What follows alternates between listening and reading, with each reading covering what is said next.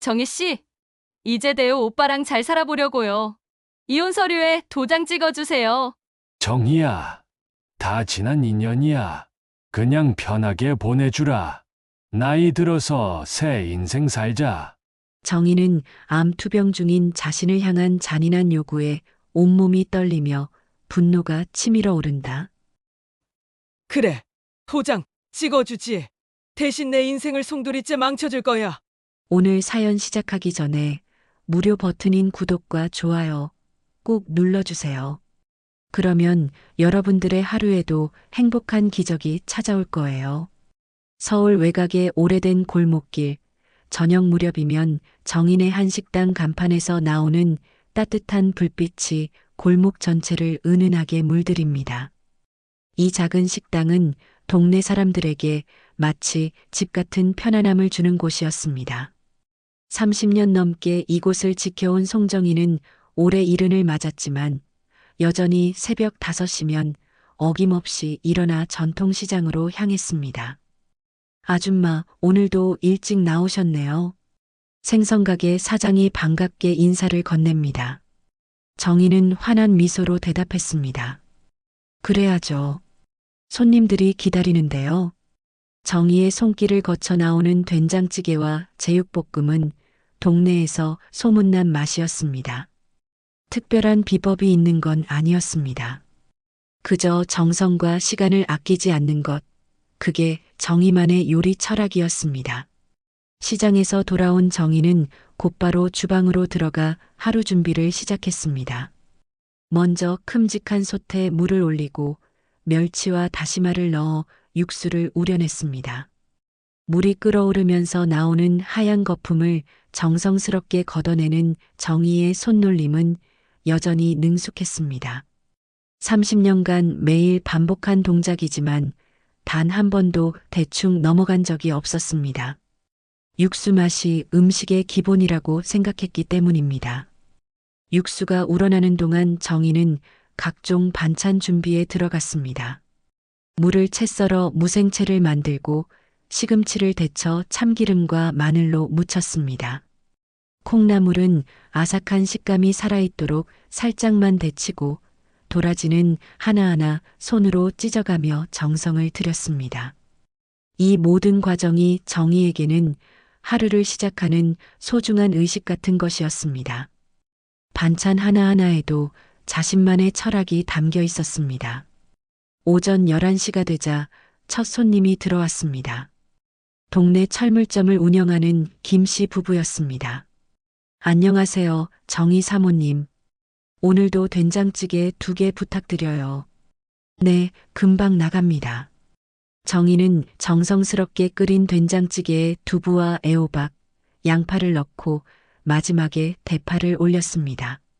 구수한 냄새가 식당 안가득 퍼져나갔습니다. 김씨 부부는 첫 숟가락을 떠먹고는 만족스러운 표정을 지었습니다. 식당 주방 옆 작은 테이블에서는 남편 권대호가 단골 손님들과 정겨운 대화를 나누고 있었습니다. 이른한 살의 대호는 여전히 구수한 말솜씨로 사람들의 마음을 사로잡는 재주가 있었습니다. 김 사장님, 요즘 사업은 어떻습니까? 박 선생님, 아드님 취업은 잘 되어 가나요? 이 사모님, 며느리는 어떻게 지내시나요? 이런 식으로 한 사람 한 사람의 안부를 세심하게 챙기는 모습을 보면 누구라도 이 부부가 참 인꼬 부부라고 생각할 것입니다. 점심시간이 되자 식당은 손님들로 북적였습니다. 근처 사무실에서 일하는 직장인들, 동네 상인들, 그리고 오랜 단골 어르신들까지. 정희는 주방에서 쉴 새 없이 요리를 만들어냈고 대호는 홀에서 손님들을 맞이하며 주문을 받았습니다. 두 사람의 호흡은 여전히 완벽했습니다. 마치 오랜 세월 함께 춤을 춰온 무용수들처럼 서로의 움직임을 정확히 예측하고 맞춰나갔습니다. 정희가 음식을 내놓으면 대호가 정확한 타이밍에 받아서 손님 테이블로 가져다 주었습니다. 사모님, 이 된장찌개 맛은 정말 못 잊겠어요. 집에서 똑같이 해봐도 이 맛이 안 나더라고요. 단골 손님 중 한 명이 말했습니다. 정희는 수줍게 웃으며 대답했습니다. 그냥 정성으로 끓이는 거예요. 특별한 건 없어요. 하지만 정희 자신도 알고 있었습니다. 이 맛의 비밀은 단순히 재료나 조리법에 있는 것이 아니라 30년간 쌓아온 경험과 손님들을 향한 진심에서 나오는 것이라는 걸 말입니다. 좋은 재료를 쓰는 것도 중요하지만 무엇보다 마음을 담아 요리하는 것이 가장 중요하다고 생각했습니다. 오후가 되어 손님들이 줄어들자 정희는 잠시 의자에 앉아 휴식을 취했습니다. 하지만 최근 들어 정희의 마음 한구석에는 작은 의문이 자리 잡고 있었습니다. 대호의 늦은 귀가가 잦아졌고 핸드폰에는 언제부터인가 잠금 패턴이 설정되어 있었습니다. 예전엔 핸드폰을 아무렇지 않게 테이블 위에 두고 다녔는데 요즘은 항상 몸에 지니고 다니며 조심스럽게 다루는 모습이 눈에 띄었습니다. 화장실에 갈 때도 핸드폰을 챙겨가는 모습이 이상했습니다. 특히 며칠 전 일이 계속 마음에 걸렸습니다. 대호가 화장실에 갈 때 핸드폰을 테이블에 깜빡 두고 간 적이 있었습니다. 그때 문자 메시지가 왔는데 화면에 수진이라는 이름이 떴습니다. 정희는 궁금했지만 남편의 사생활을 엿보는 것 같아서 보지 않았습니다. 하지만 그 순간 대호가 급하게 돌아와 핸드폰을 챙기며 당황하는 모습을 보았을 때 뭔가 이상하다는 생각이 들었습니다. 그때 대호의 표정이 순간적으로 굳어지는 것을 정희는 놓치지 않았습니다. 그리고 옷차림도 달라졌습니다. 예전에는 식당 일을 하다 보니 편한 옷만 입고 다녔는데 요즘은 외출할 때마다 깔끔하게 차려입고 나갔습니다. 향수도 뿌리기 시작했습니다. 40년 결혼 생활 동안 향수를 써본 적이 없던 대호였는데 말입니다. 머리도 자주 다듬고 새 옷도 몇 벌 샀습니다. 정희가 요즘 멋부리시네요 라고 농담조로 말하면 대호는 나이 들어서 건강관리 좀 하려고 그래라며 웃어넘겼습니다. 여보, 요즘 모임이 많이 늘었네요? 정희가 조심스럽게 물어보면 대호는 동창회 모임 같은 거야. 나이 들어서 친구들이 더 소중해지잖아 라며 자연스럽게 대답했습니다. 정희는 고개를 끄덕이며 더 이상 묻지 않았습니다. 결혼 생활 40년을 함께한 부부 사이에 쌓인 신뢰가 있었고 무엇보다 나이 들어서까지 의심하며 살고 싶지 않았습니다. 하지만 마음 한편으로는 뭔가 석연치 않다는 생각이 계속 들었습니다.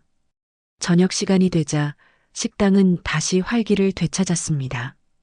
퇴근길 직장인들과 저녁 식사를 위해 찾아온 가족들로 북적였습니다. 정희는 다시 주방으로 들어가 바쁜 시간을 보냈습니다.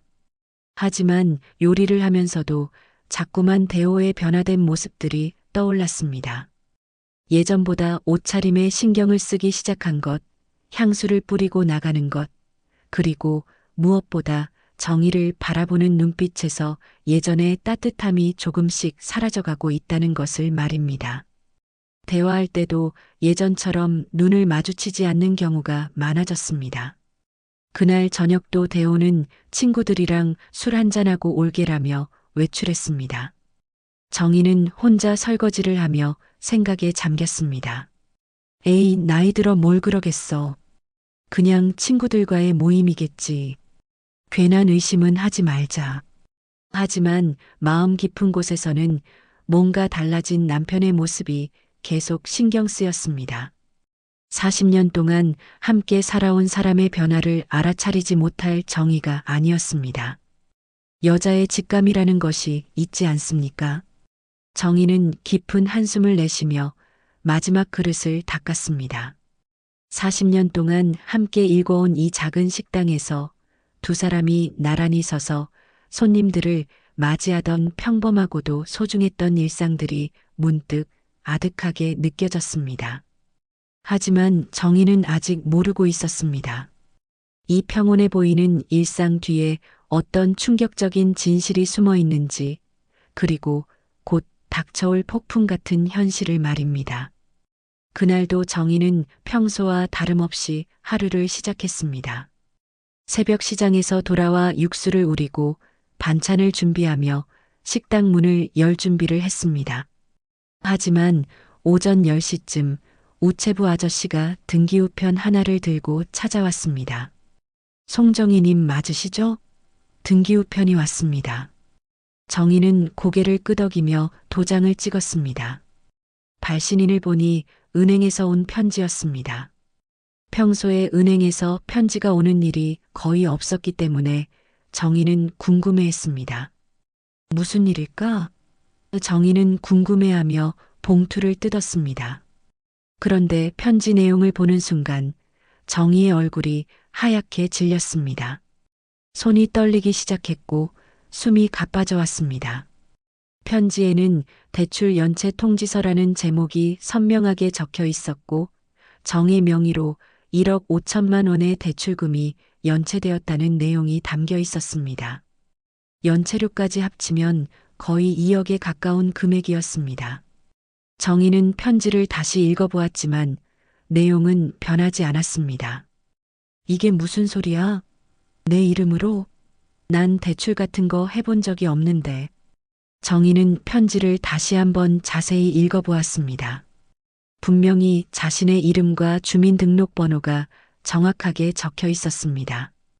대출 실행일은 약 6개월 전이었고 담보는 없는 신용대출이었습니다. 정희는 당황스러워하며 편지를 책상 위에 내려놓았습니다. 가슴이 두근거리고 어지러움이 몰려왔습니다.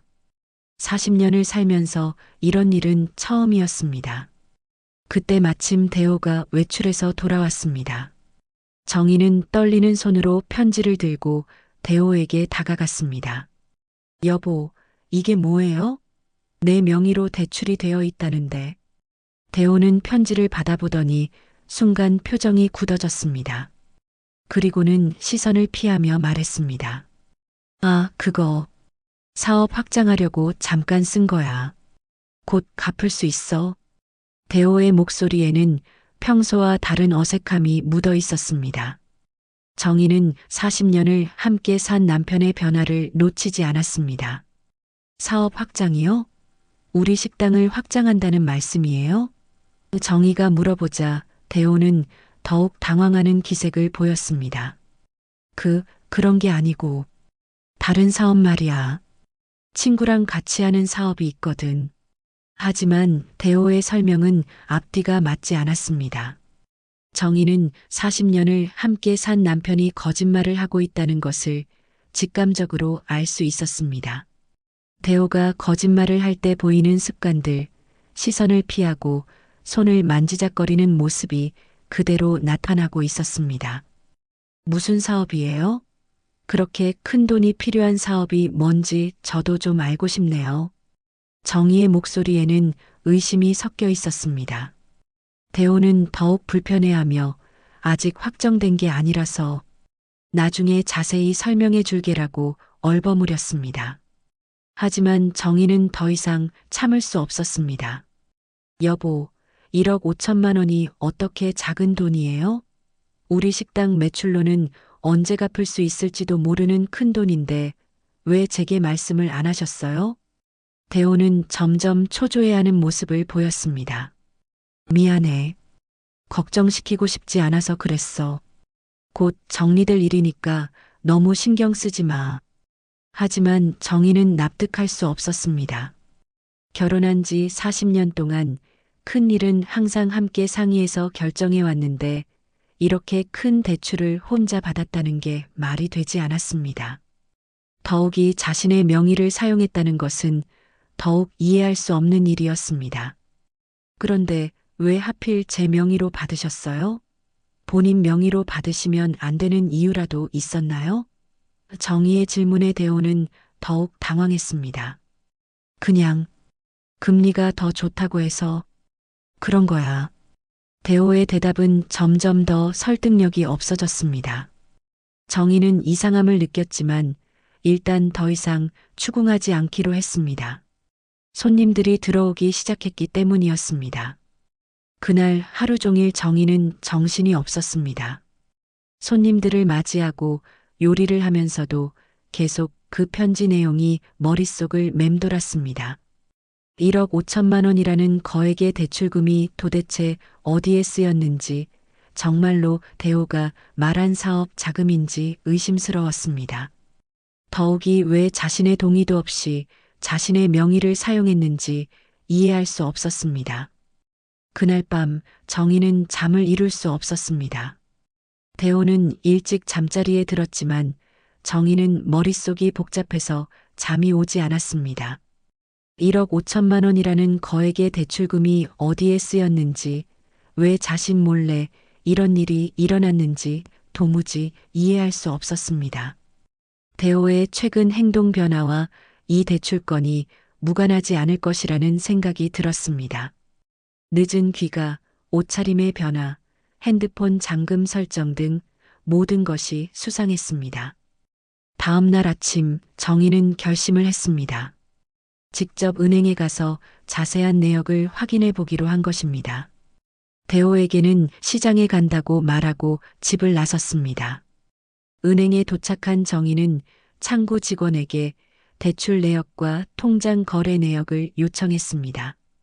본인 확인을 거친 후 직원이 건네준 서류를 보는 순간 정희는 더 큰 충격에 빠졌습니다. 대출금 1억 5천만 원 중 대부분이 이수진이라는 여성 명의의 부동산 계좌로 이체되어 있었습니다. 한 번에 1억 원, 그리고 나머지 5천만 원도 며칠 간격으로 같은 계좌로 송금된 기록이 선명하게 남아 있었습니다. 정희는 그 이름을 어디서 본 기억이 있었습니다. 바로 며칠 전 대호의 핸드폰으로 문자를 보낸 그 수진이었습니다. 이제야 모든 퍼즐이 맞춰지기 시작했습니다. 이 수진이 누구지? 왜 4명의 대출금이 이 사람한테 갔을까? 정희의 머릿속이 하얗게 변했습니다. 설마 하는 생각이 들었지만 현실을 받아들이기가 어려웠습니다. 은행 직원이 더 필요한 서류가 있으시면 말씀하세요라고 말했지만 정희는 대답할 수 없었습니다. 충격이 너무 커서 말이 나오지 않았습니다. 손에 들고 있던 서류가 바스락거리는 소리만 들렸습니다. 정희는 은행에서 나와 근처 카페에 앉았습니다. 커피 한 잔을 주문했지만 도저히 마실 수가 없었습니다. 손이 계속 떨렸고 가슴이 답답했습니다. 40년 동안 믿고 살아온 남편이 자신 몰래 이런 일을 저질렀다는 사실이 믿어지지 않았습니다. 더욱이 그 돈이 다른 여자에게로 흘러갔다는 것은 상상조차 하고 싶지 않은 일이었습니다.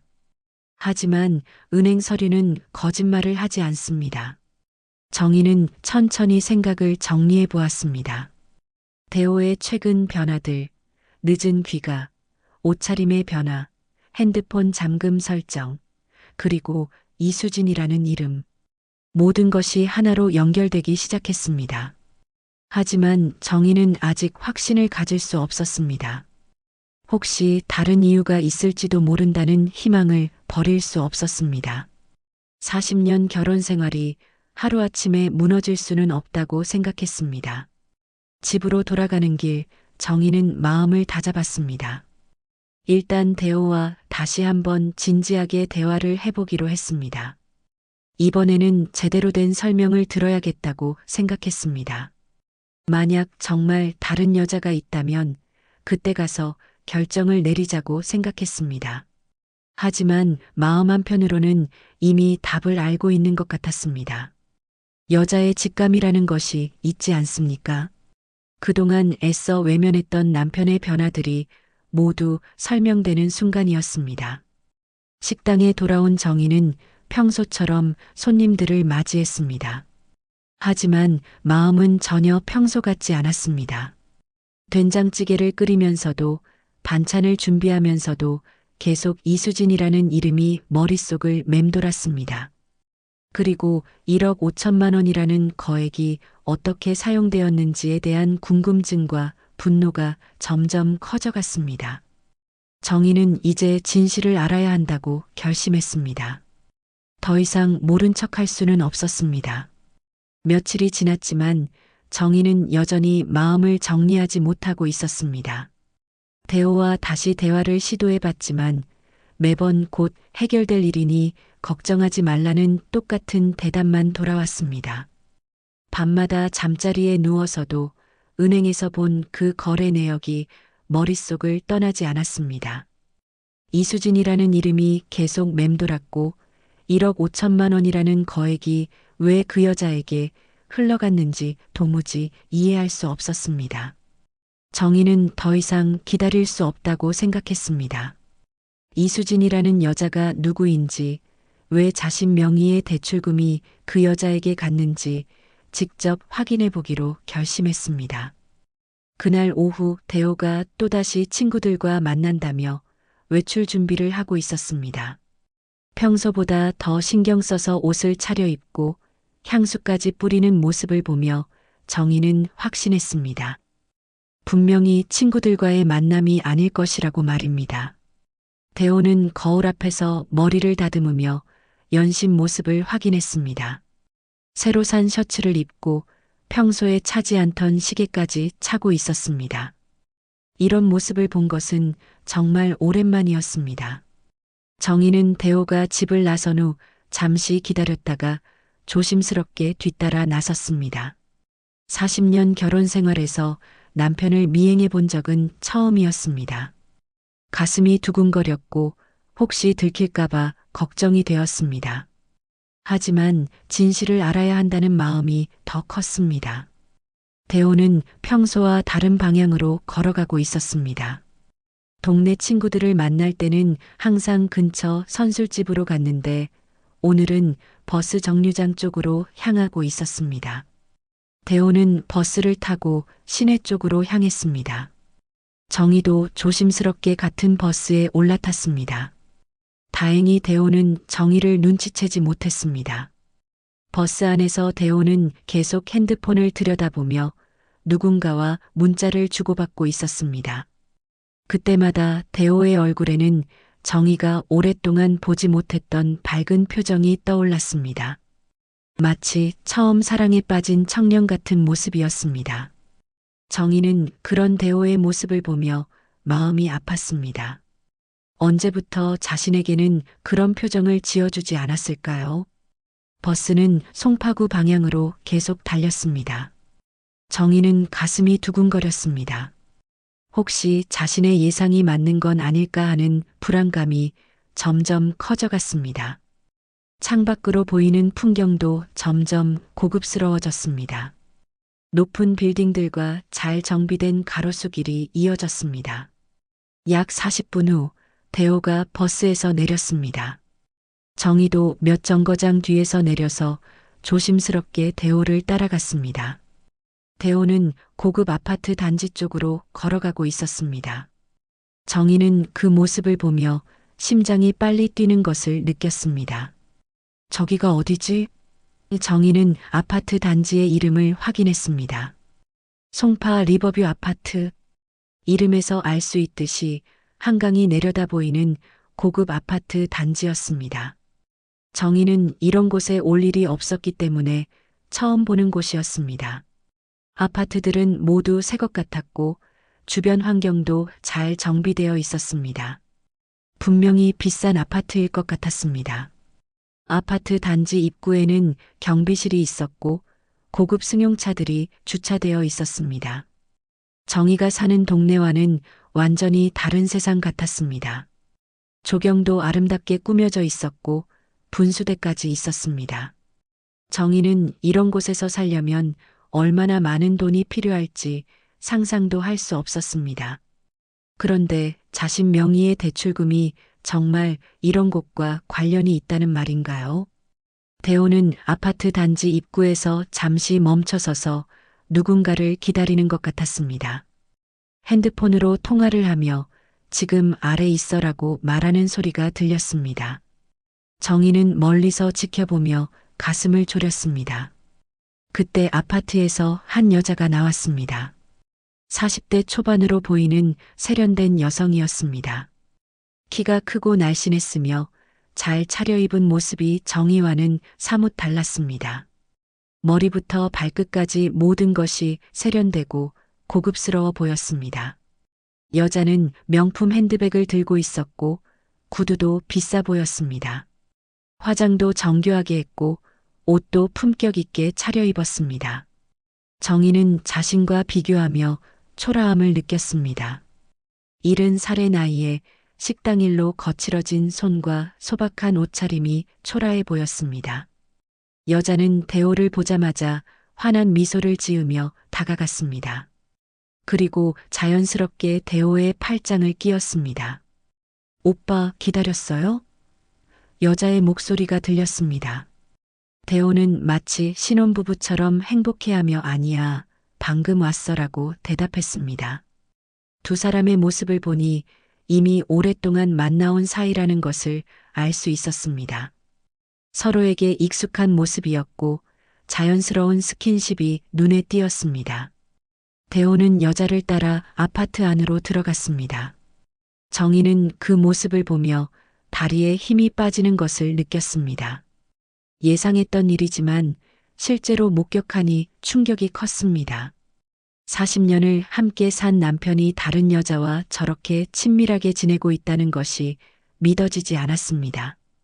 정희는 아파트 단지 벤치에 앉아서 한참을 멍하니 있었습니다. 머릿속이 하얗게 변했고 무엇을 해야 할지 모르겠었습니다. 눈물이 날 것 같았지만 이상하게 눈물은 나오지 않았습니다. 그저 허탈함만 밀려왔습니다. 정희는 아파트 관리사무소에 가서 조심스럽게 물어보았습니다. 혹시 이수진이라는 분이 여기 사시나요? 관리사무소 직원은 개인정보라서 직접적으로 알려줄 수는 없다고 했지만 정희가 제 친척인데 연락이 안 돼서라고 하자 최근에 이사 오신 분 같은데요 라고 대답했습니다.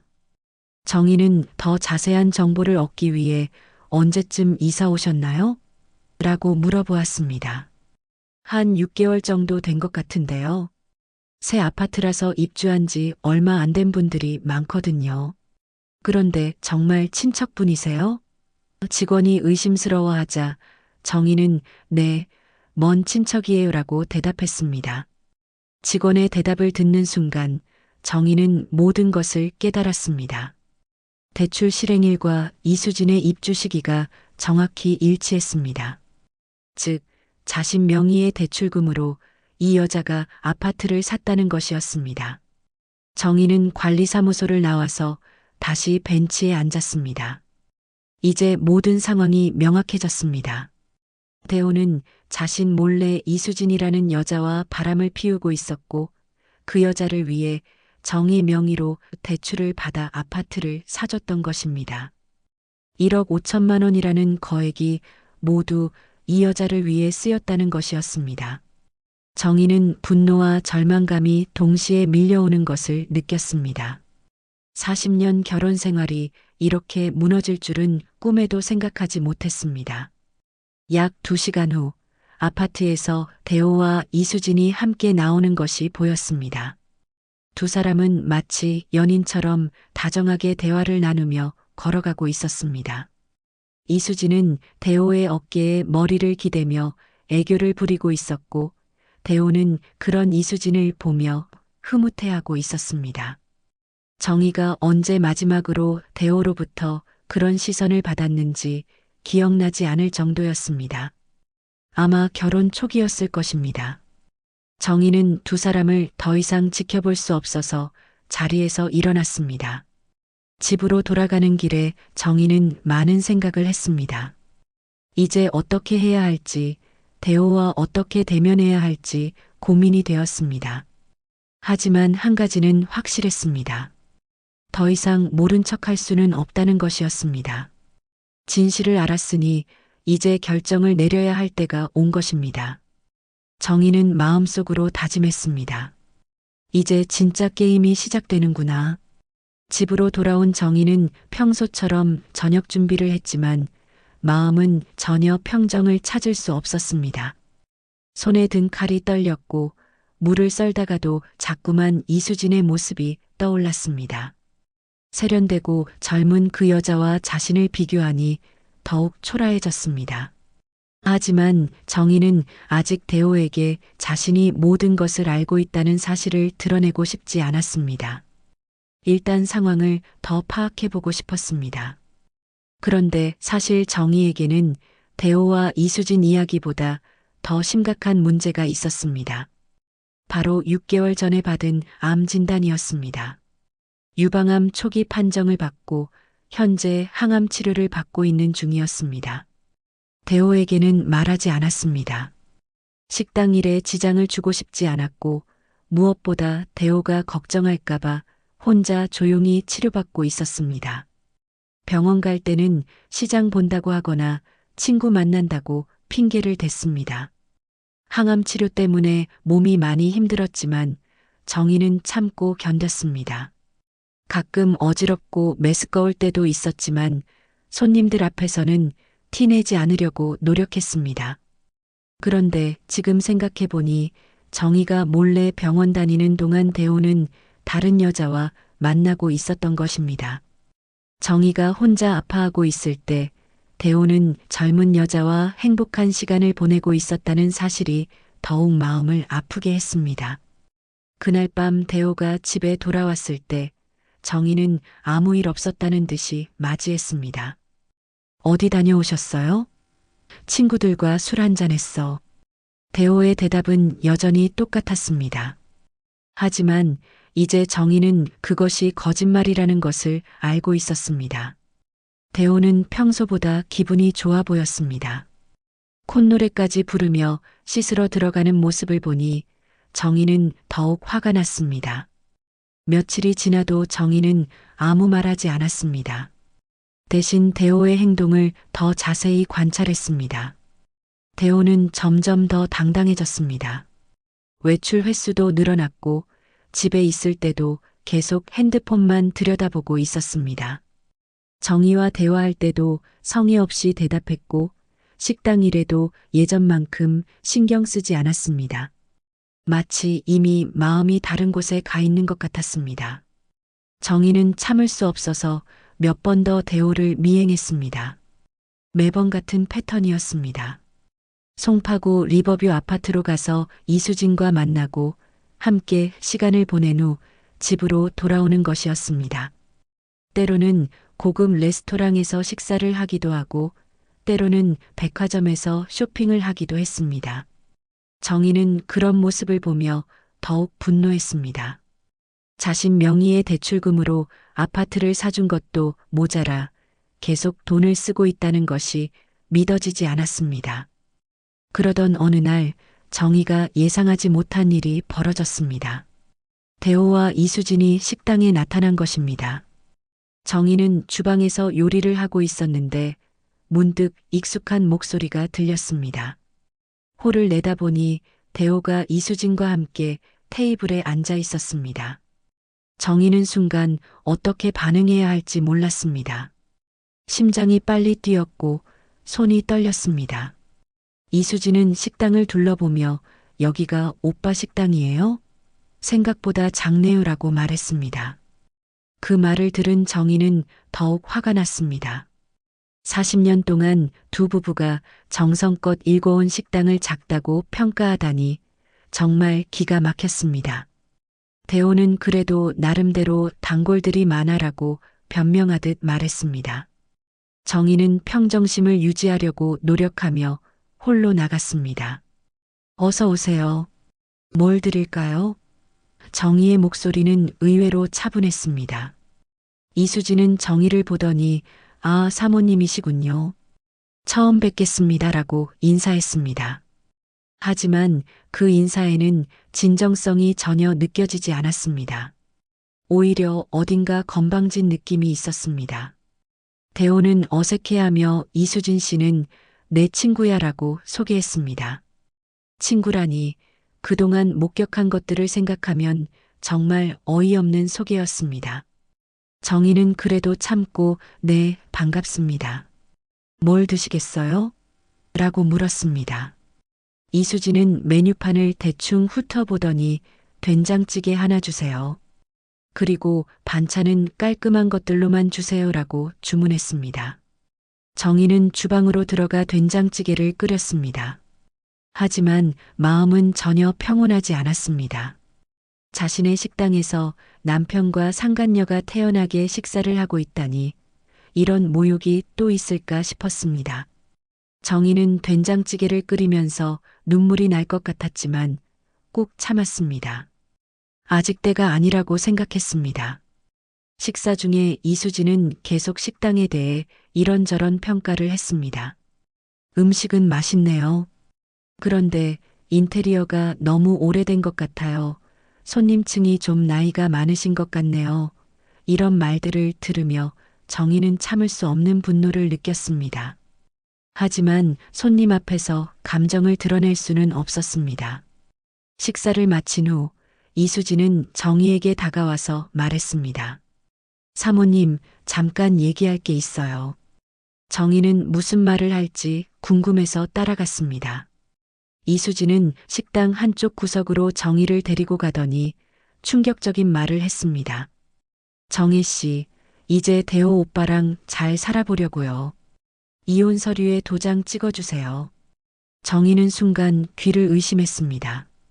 자신의 식당에서 자신 명의의 대출금으로 아파트를 산 여자가 이혼하라고 말하고 있는 것입니다. 이수진은 계속해서 말했습니다. 오빠도 새로운 인생을 살고 싶어 하세요. 나이 많은 아내와 계속 살기에는 인생이 너무 짧잖아요. 그 말을 들은 정희는 온몸이 떨렸습니다. 그때 대호도 다가와서 말했습니다. 정희야, 다 지난 인연이야. 그냥 편하게 보내주라. 우리도 나이가 들었잖아. 이렇게 사는 게 서로에게 좋을 것 같아. 대호의 말은 마치 이미 결정된 일인 것처럼 들렸습니다. 정희는 두 사람을 번갈아 보며 믿을 수 없다는 표정을 지었습니다. 40년을 함께 산 남편이 이렇게 차갑게 이혼을 요구할 줄은 꿈에도 생각하지 못했습니다. 정희는 한동안 침묵했습니다. 너무 충격적인 상황이라 무슨 말을 해야 할지 모르겠었습니다. 이수진은 정희의 침묵을 동의로 받아들였는지 그럼 서류 준비해서 연락드릴게요라고 말했습니다. 그리고 대호와 함께 식당을 나갔습니다. 정희는 그 자리에 혼자 서서 멍하니 두 사람이 나가는 모습을 지켜보았습니다. 그날 밤 정희는 잠을 이룰 수 없었습니다. 하지만 눈물 대신 차가운 미소가 입가에 번졌습니다. 정희는 마음속으로 생각했습니다. 그래, 도장 찍어주지. 대신 내 인생을 송두리째 가져가마. 정희의 눈빛에는 전에 없던 차가운 결의가 서려 있었습니다. 이제 정말로 전쟁이 시작되는 것입니다. 그날 밤 이후 정희는 완전히 달라졌습니다. 표면적으로는 평소와 같았지만 내면에서는 치밀한 계획을 세우고 있었습니다. 먼저 정희가 한 일은 채권자들에게 직접 연락하는 것이었습니다. 은행에서 받은 서류에 적힌 담당자 번호로 전화를 걸었습니다. 안녕하세요, 송정희입니다. 제 명의로 된 대출건에 대해 상담받고 싶습니다. 은행 담당자는 정희의 전화를 받고 놀라워했습니다. 아, 송정희 님이시군요. 연체 통지서를 보내드렸는데 연락이 없으셔서 걱정했습니다. 정희는 차분하게 말했습니다. 네, 상황을 파악했습니다. 대출금을 전액 상환하고 싶습니다. 담당자는 더욱 놀라며 정말이신가요? 연체료까지 합하면 거의 2억에 가까운 금액인데요 라고 확인했습니다. 정희는 이미 마음의 준비를 끝낸 상태였습니다. 네, 확실합니다. 언제까지 입금하면 되나요? 담당자는 일주일 안에 입금하면 된다고 했습니다. 정희는 전화를 끊고 깊은 한숨을 내쉬었습니다. 2억에 가까운 돈을 마련하는 것은 쉬운 일이 아니었습니다. 하지만 정희에게는 계획이 있었습니다. 정희는 먼저 은행을 찾아가 자신과 대호 명의의 모든 계좌를 확인했습니다. 식당 운영자금과 생활비를 합쳐도 5천만 원 정도였습니다. 나머지 1억 5천만 원을 어떻게 마련할지가 문제였습니다. 정희는 오래전부터 모아둔 금을 떠올렸습니다. 결혼할 때 시어머니가 준 금반지와 목걸이, 그리고 그동안 조금씩 모은 금들이 있었습니다. 정희는 집에서 금들을 모두 찾아냈습니다. 작은 상자 안에 소중히 보관해둔 금반지들, 목걸이, 팔찌들이 나왔습니다. 각각은 특별한 의미가 있는 것들이었습니다. 결혼반지, 첫째 아들 낳았을 때 대호가 선물한 목걸이, 식당이 잘 될 때 하나씩 모은 반지들까지.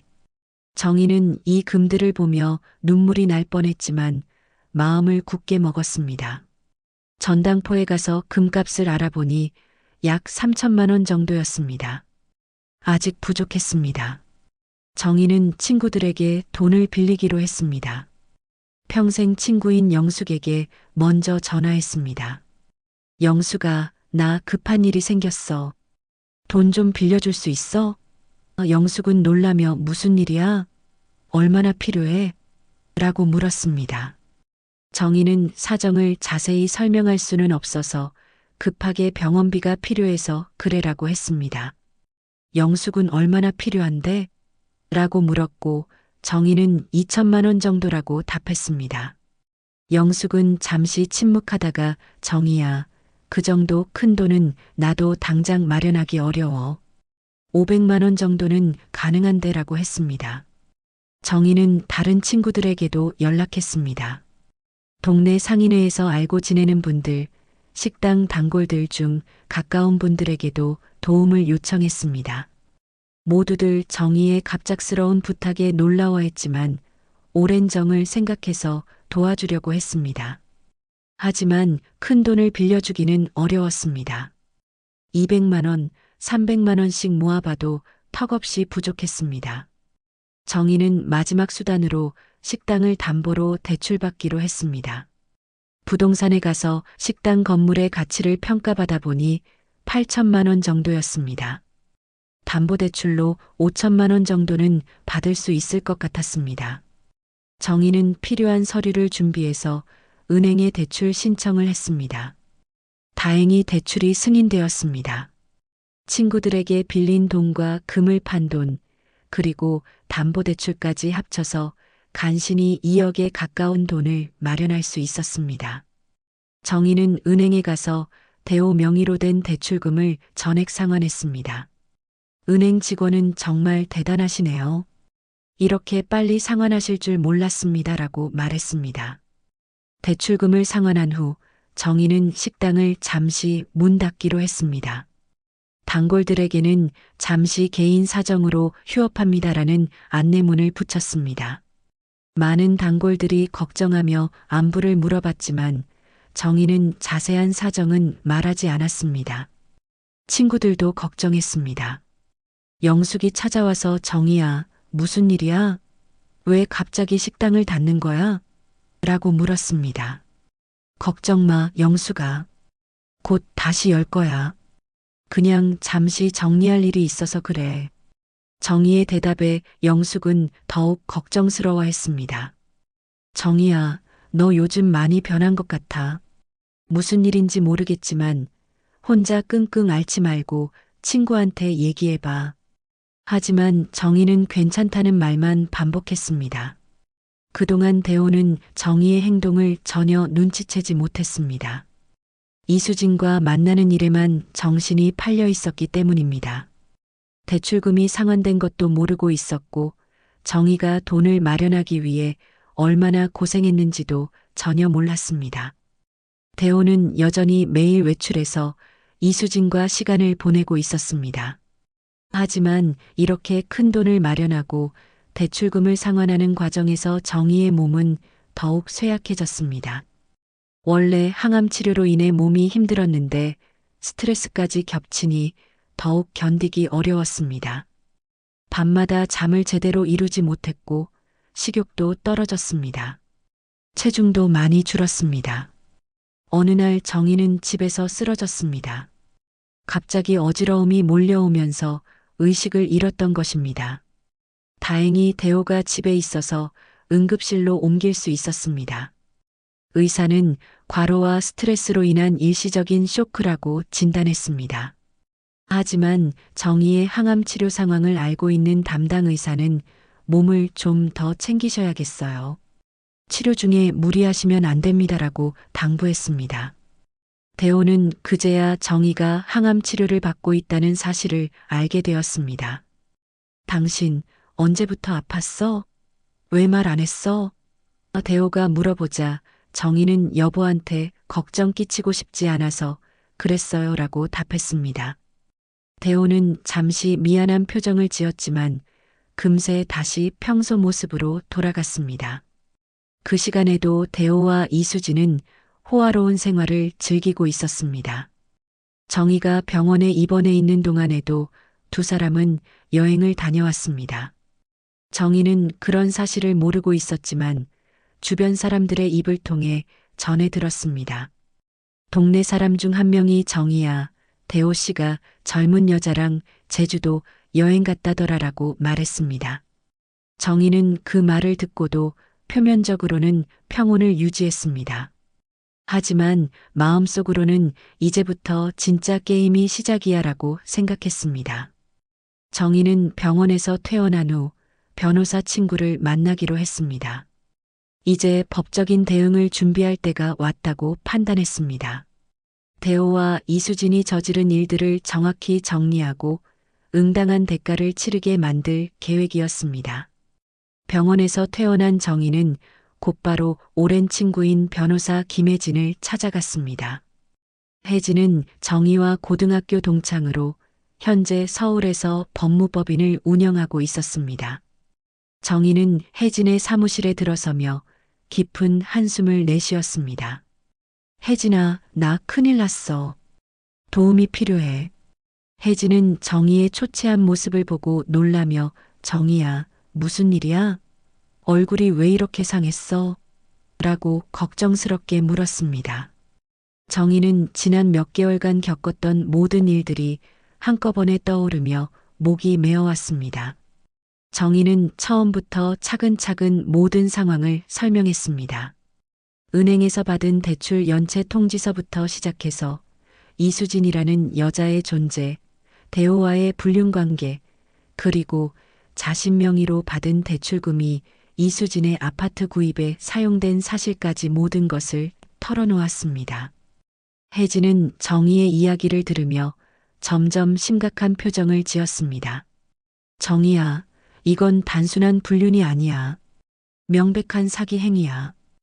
혜진의 목소리에는 분노가 섞여 있었습니다. 오랜 친구가 이런 일을 당했다는 사실이 믿어지지 않았습니다. 혜진은 정희가 가져온 모든 서류들을 자세히 검토했습니다. 은행 대출 서류, 거래 내역서, 이수진 명의 부동산 계좌로의 송금 내역 등을 하나하나 살펴보았습니다. 법무법인에서 일하며 수많은 사건을 다뤄본 혜진이었지만 이렇게 치밀하고 악질적인 사기 사건은 처음이었습니다. 정희야, 이건 정말 심각한 문제야. 대호가 너의 동의 없이 내 명의로 대출을 받아서 다른 여자에게 송금한 것은 명백한 사기 행위에 해당해. 더구나 내가 전혀 모르는 상태에서 이뤄진 일이니까 더욱 그래. 혜진은 법조문을 찾아가며 더 자세히 설명했습니다. 형법 제347조 사기죄에 명확히 해당해.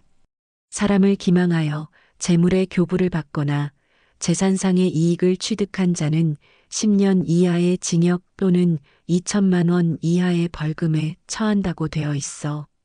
대호가 내 명의를 도용해서 1억 5천만 원이라는 거액을 편취했으니 이건 중범죄야. 정희는 그제야 자신이 당한 일의 심각성을 제대로 깨달았습니다. 그리고 이수진이 주변 사람들에게 정희가 남편 돈을 빼돌렸다고 거짓 소문을 퍼뜨렸다고 했지? 이것도 명예훼손에 해당해. 형법 제307조에 의하면 공연히 사실을 적시하여 사람의 명예를 훼손한 자는 2년 이하의 징역이나 감고 또는 500만 원 이하의 벌금에 처해. 더구나 거짓 사실을 유포했으니 모욕죄도 추가로 적용될 수 있어. 혜진의 설명을 들으며 정희는 자신이 얼마나 큰 피해를 당했는지 실감했습니다. 그럼 혜진아, 내가 어떻게 해야 해? 정희가 물어보자 혜진은 일단 모든 증거를 수집해야 해. 지금까지 모은 서류들도 좋지만 더 확실한 증거가 필요해라고 답했습니다. 혜진은 정희에게 몇 가지 구체적인 조언을 해주었습니다.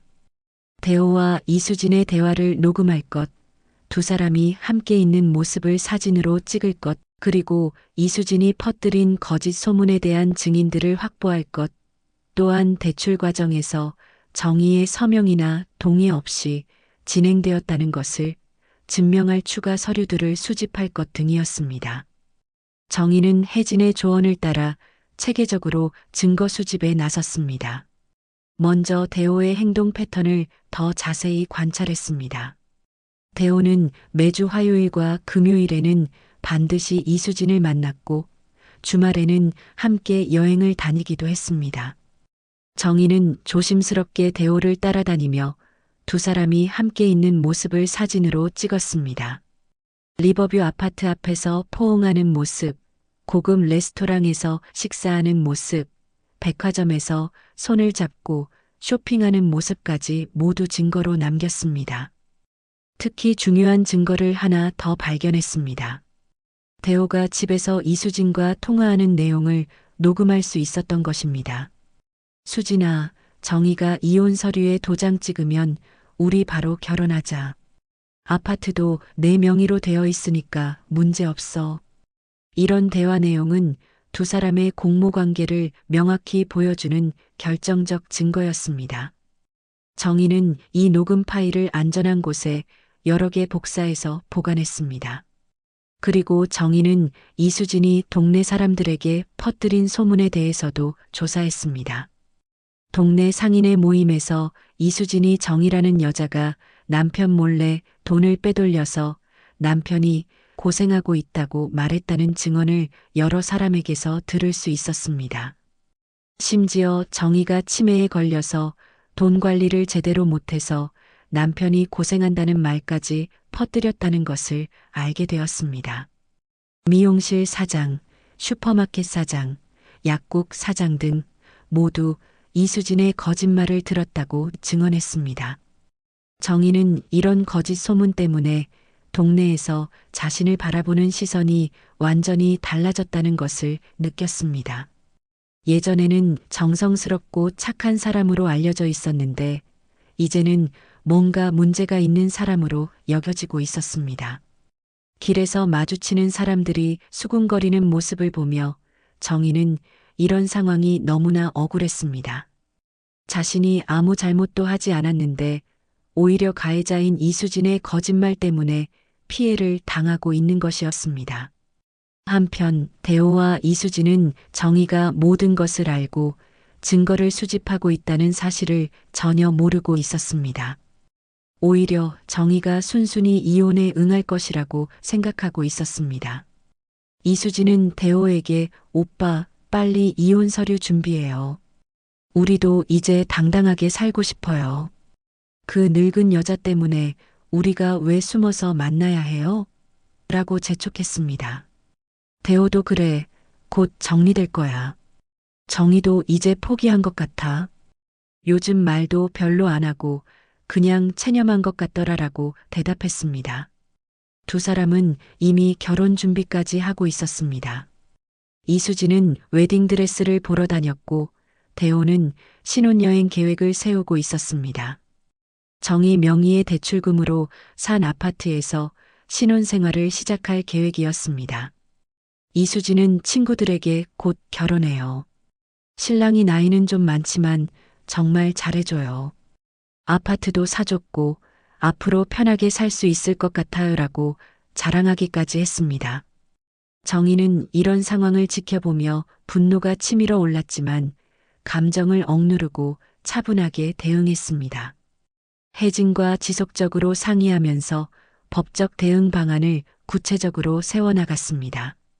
정희야, 이제 충분한 증거가 모였어. 사기죄와 명예훼손죄로 고발할 수 있어. 그리고 민사소송으로 손해배상도 청구할 수 있고, 이 정도 증거면 승소 가능성이 매우 높아. 혜진의 말을 들으며 정희는 마음을 굳혔습니다.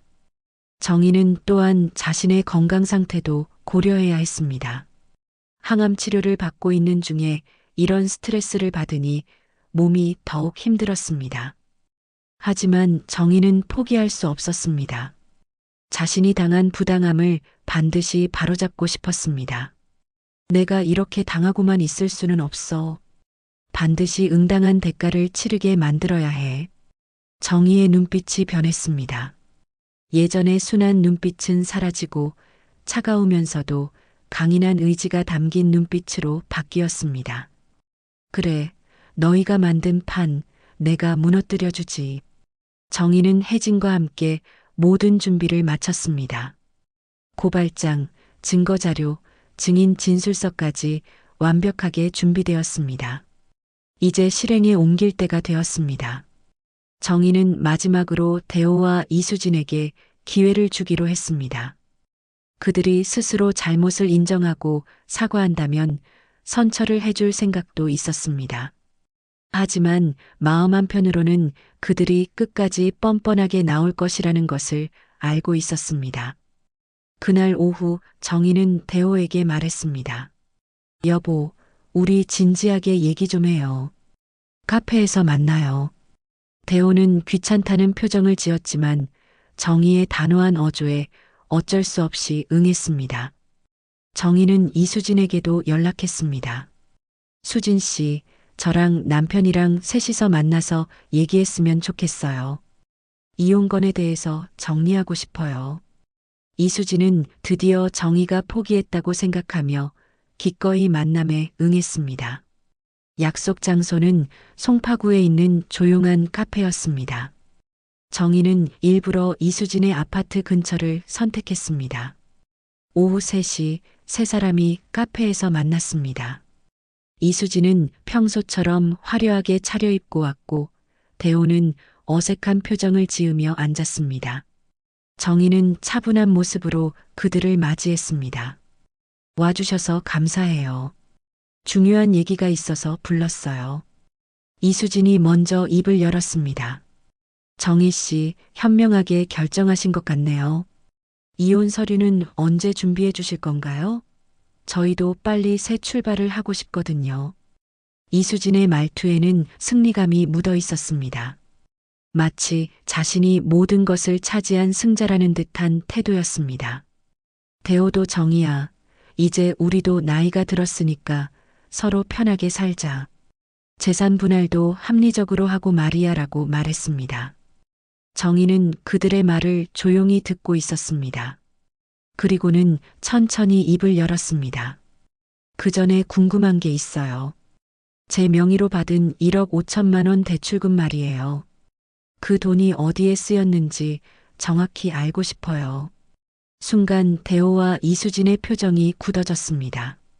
정희가 그 사실을 알고 있다는 것을 예상하지 못했던 것입니다. 대호가 당황하며 대답했습니다. 그건 사업 자금으로 쓴 거라고 했잖아. 하지만 정희는 냉정하게 말했습니다. 사업 자금이요? 그런데 왜 그 돈이 이수진 씨 명의 계좌로 전액 이체되었을까요?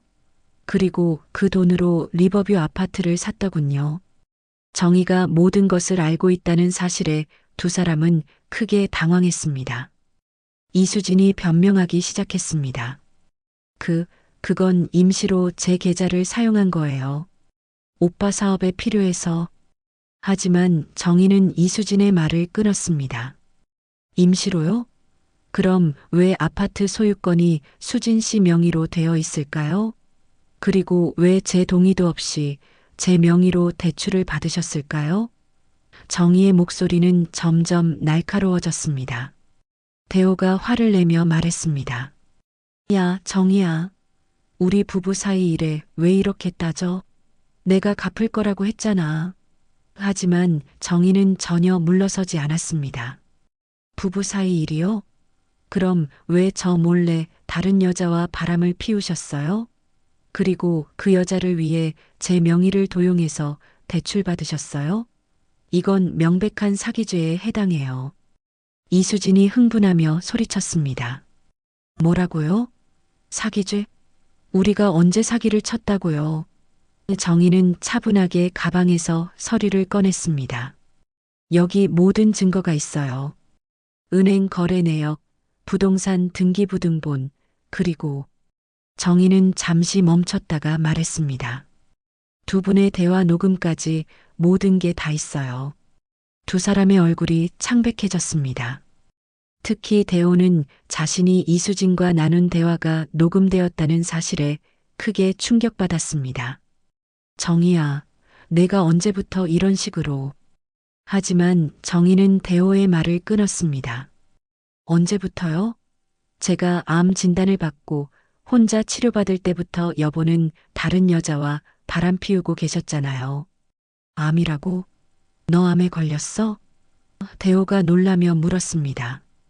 정희는 쓴웃음을 지으며 답했습니다. 네, 유방암이에요.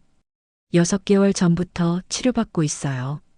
그런데 여보는 제가 아픈 것도 모르고 다른 여자와 즐거운 시간 보내고 계셨더군요. 이수진은 이 말을 듣고도 전혀 미안해하지 않았습니다. 오히려 그래서 어쩌라고요? 그건 우리랑 상관없는 일이잖아요 라고 말했습니다.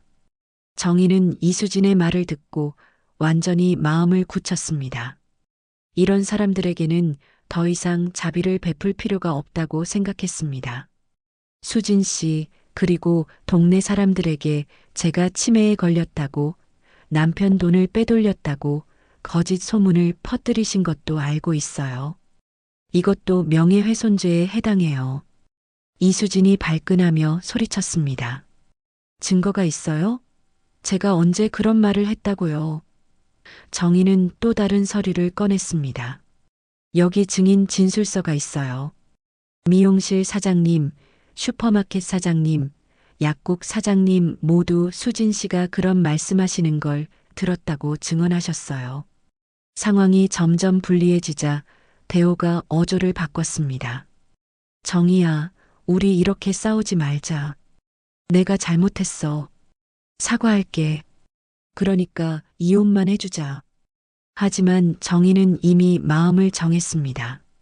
사과요? 지금 와서 사과한다고 해결될 일이 아니에요. 여보는 저를 배신했고 사기를 쳤어요. 그리고 수진 씨는 제 명의를 훼손했어요. 정희는 마지막으로 폭탄 선언을 했습니다. 그리고 알려드릴 게 있어요. 제 명의로 받은 대출금은 이미 제가 모두 상환했어요. 두 사람이 깜짝 놀라며 뭐라고? 라고 외쳤습니다. 정희는 계속해서 말했습니다. 네, 저축한 돈과 금을 팔고 친구들에게 돈을 빌려서 모두 갚았어요. 이제 그 아파트는 법적으로 문제가 생길 거예요. 이수진이 다급하게 물었습니다. 그게 무슨 말이에요? 아파트가 왜 문제가 되는데요? 정희는 차가운 미소를 지으며 답했습니다. 제가 대출금을 갚은 이유가 뭔지 아세요? 그래야 제가 두 분을 법적으로 처벌할 수 있거든요. 피해를 회복한 상태에서 고발해야 사기죄가 명확히 성립하거든요. 바로 그때 카페 밖에서 경찰차 사이렌 소리가 들렸습니다. 정희는 미리 경찰에 신고해 놓은 상태였습니다. 형사들이 카페 안으로 들어오며 말했습니다. 권대호 씨, 이수진 씨 맞으시죠? 사기 및 명예훼손 혐의로 동행해 주시기 바랍니다. 순간 대호의 얼굴이 새파랗게 질렸습니다. 대호가 정희를 보며 절규했습니다. 정희야, 이게 뭐야? 우리가 40년을 함께 살았는데. 정희는 차가운 시선으로 대호를 바라보며 말했습니다. 여보가 먼저 그 40년을 배신하셨잖아요. 내가 빚을 갚은 이유를 이제야 아시겠어요? 그래야 내가 여보들을 법적으로 끝장낼 수 있거든요. 그날 대호와 이수진은 현장에서 긴급 체포되어 경찰서로 연행되었습니다. 대호와 이수진이 체포된 후 며칠 동안 동네는 떠들썩했습니다. 정인의 식당 사장님이 사기죄로 잡혀갔다더라. 그 젊은 여자도 같이 잡혀갔다는데 온갖 소문들이 돌아다녔습니다. 하지만 진실을 아는 사람들은 정의를 응원했습니다. 특히 이수진이 퍼뜨린 거짓 소문의 피해자였던 동네 사람들은 정의의 용기에 박수를 보냈습니다. 정의 사모님이 참 대단하시다. 저런 일을 당하고도 이렇게 당당하게 대처하시다니. 경찰 조사 과정에서 더 많은 진실이 드러났습니다. 대호와 이수진의 관계는 1년 전부터 시작되었고 처음부터 계획적으로 정의의 명의를 도용할 계획을 세웠다는 것이 밝혀졌습니다. 이수진은 대호에게 접근할 때부터 그의 재정 상황을 파악하고 있었고 정의 명의로 대출받아 아파트를 사달라고 요구했던 것입니다.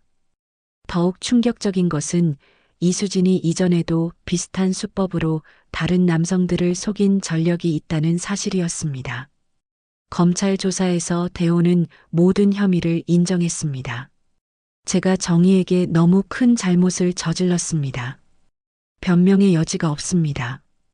대호는 자신의 행동이 얼마나 큰 범죄였는지 깨달았습니다. 반면 이수진은 끝까지 자신의 잘못을 인정하지 않았습니다. 저는 사랑했을 뿐이에요.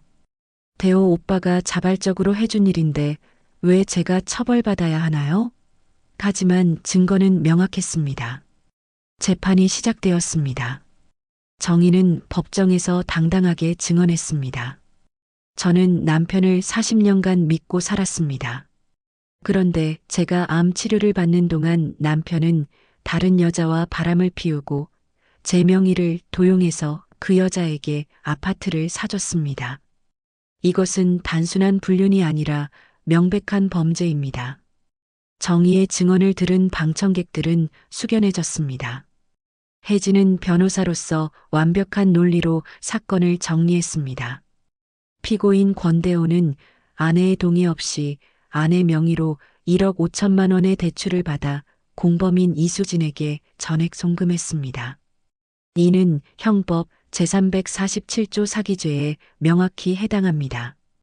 또한 피고인 이수진은 피해자에 대한 거짓 사실을 유포하여 명예를 훼손했습니다. 두 피고인의 행위는 계획적이고 지능적인 범죄로서 엄중한 처벌이 필요합니다. 판사는 선고에서 이렇게 말했습니다. 피고인들의 행위는 가족관계를 이용한 악질적인 사기 행위로서 사회적 비난 가능성이 높습니다. 피해자는 남편에 대한 신뢰를 바탕으로 생활해왔음에도 불구하고 피고인들은 이를 악용하여 거액을 편취했습니다. 더욱이 피해자가 중병을 앓고 있는 상황에서도 이러한 범행을 저질렀다는 점에서 죄질이 매우 불량합니다. 최종 판결이 내려졌습니다. 대호는 사기죄로 징역 3년, 이수진은 사기 공동정범 및 명예훼손죄로 징역 2년 6개월을 선고받았습니다. 또한 민사소송에서는 정의에게 정신적 피해에 대한 위자료 5천만 원과 재산상 손해 2억 원을 배상하라는 판결이 나왔습니다. 이수진 명의의 아파트는 강제 경매에 붙여져서 피해 복구에 사용되었습니다. 6개월 후 정의는 항암 치료를 성공적으로 마쳤습니다. 의사는 완치 판정을 받으셨습니다. 정말 다행입니다라고 말했습니다. 정의는 그동안의 고생이 보상받는 기분이었습니다. 몸도 마음도 건강해진 정의는 새로운 삶을 시작할 준비가 되었습니다. 무엇보다 자신의 힘으로 부당함에 맞서 싸워 이겼다는 자신감이 생겼습니다. 정의는 식당을 다시 열었습니다. 식당 간판 옆에는 새로운 문구가 붙었습니다. 속이 시원한 된장찌개, 억울함 풀어주는 식당. 이 문구를 본 사람들은 웃음을 터뜨렸습니다. 정의의 사연이 알려지면서 식당에는 더 많은 손님이 찾아왔습니다. 사모님 정말 대단하세요. 저도 사모님처럼 용기 있게 살고 싶어요. 이런 격려의 말들을 들으며 정의는 새로운 에너지를 얻었습니다. 단골 손님들도 하나둘씩 돌아왔습니다. 정의 사모님, 그동안 고생 많으셨어요. 우리가 몰랐을 때 얼마나 힘드셨을까요? 이제 마음 편히 장사하세요. 저희가 많이 도와드릴게요. 동네 사람들의 따뜻한 관심과 응원 덕분에 식당은 이전보다 더 번창하게 되었습니다.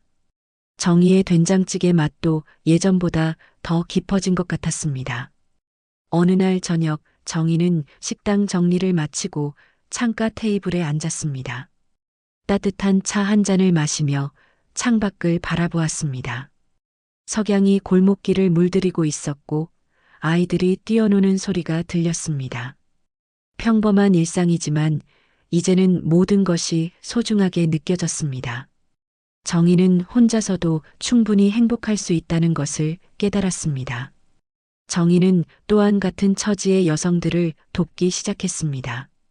이혼이나 사기 피해를 당한 여성들에게 자신의 경험을 나누며 조언을 해주었습니다. 혼자서 포기하지 마세요. 당당하게 맞서 싸우세요. 진실은 반드시 밝혀집니다. 정희의 조언을 듣고 용기를 얻은 여성들이 많았습니다. 정희는 자신의 아픈 경험이 다른 사람들에게 도움이 된다는 것에서 큰 보람을 느꼈습니다. 몇 달 후 대호가 출소했습니다. 대호는 정희를 찾아와 무릎을 꿇고 사과했습니다. 정희야, 내가 정말 잘못했어. 용서해달라. 하지만 정희는 차분하게 말했습니다.